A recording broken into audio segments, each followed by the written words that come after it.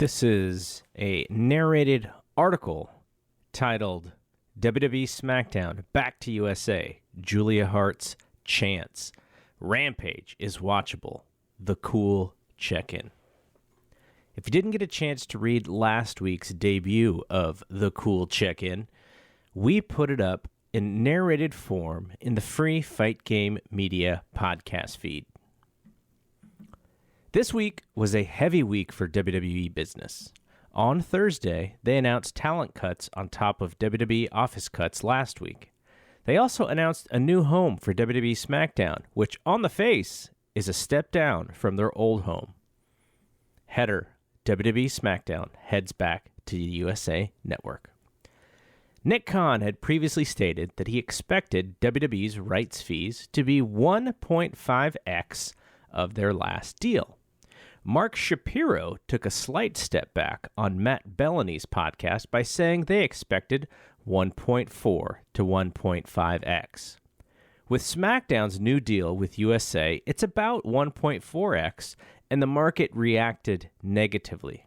Now, they could still get to 1.5x if there's a major increase in rights fees for WWE Raw.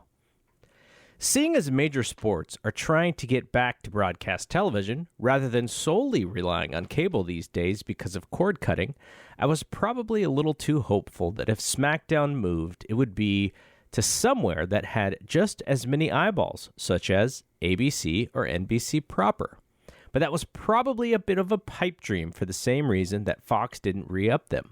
Pro wrestling doesn't make enough money in ad rates. On cable, it's less of an issue, but at the same time, SmackDown just cut their possible eyeballs in half, and who knows, it may be even worse this time next year when the switch happens. I also think the NBC primetime live specials aren't that big of a deal simply because there's so much wrestling on television these days. Saturday night's main event stopped being a big deal when all the best matches and angles were on Raw. Same with Clash of the Champions and WCW Nitro.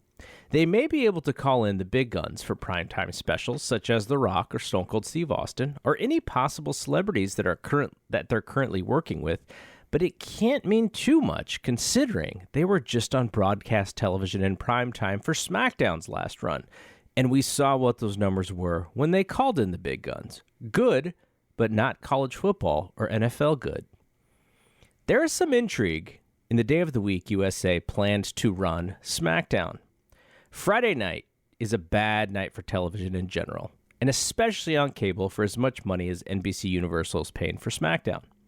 If Raw stays on Monday, wherever it goes, SmackDown would be limited to Tuesday through Thursday. Tuesday might be the best overall bet for eyeballs. You could always move NXT to Thursday. But would WWE attempt to cut AEW's legs off again by moving SmackDown to Wednesday? AEW could always move themselves. But is NBC willing to take a ratings hit just to fight WWE's war? I would hope not.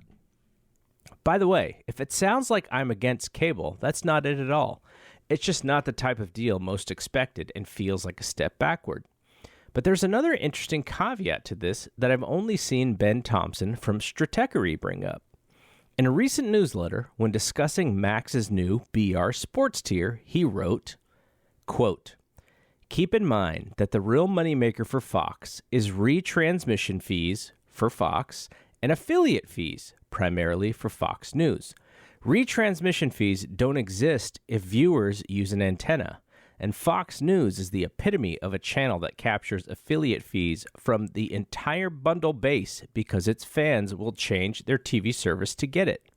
Of course, Charter just showed the increased fragility of that strategy, but the broader point is that keeping the bundle viable is still Fox's number one priority. If ESPN isn't going to lend a hand, then it may fall on Murdoch to make a big sports deal that doesn't make sense individually, but is good for the company as a whole, just like his father did with the NFL 30 years ago." Unquote. ESPN makes the most money from cable affiliates per subscriber, but Fox is second with Fox News. If Fox couldn't keep WWE themselves, having them go back fully on cable improves the cable bundle, which Fox benefits from greatly. Maybe that was part of Fox's calculus in not keeping WWE. Parentheses, Thompson was talking about Lachlan Murdoch going after NBA rights in the reference above. Lastly, this was from Lucas Shaw's Screen Time newsletter. Quote, WWE sells 3 packages at the moment, Raw, SmackDown, and streaming. Raw is seen as the strongest of the bunch, and Comcast has decided to drop Raw for SmackDown. Fox, which had SmackDown, appears to be stepping away from WWE. TKO is controlled by the big talent agency Endeavor Group, whose shares also retreated. But Endeavor isn't worried. Management believes there are plenty buyers for Raw, including Disney, Amazon, Warner Brothers Discovery, and maybe even Comcast or Paramount. End quote. My guess is that Raw and NXT are being sold or bundled together. But the fact that Warner Brothers Discovery is still listed among possible buyers has to at least be a little frustrating for AEW and Tony Khan. Header. Julia Hart's character is intriguing.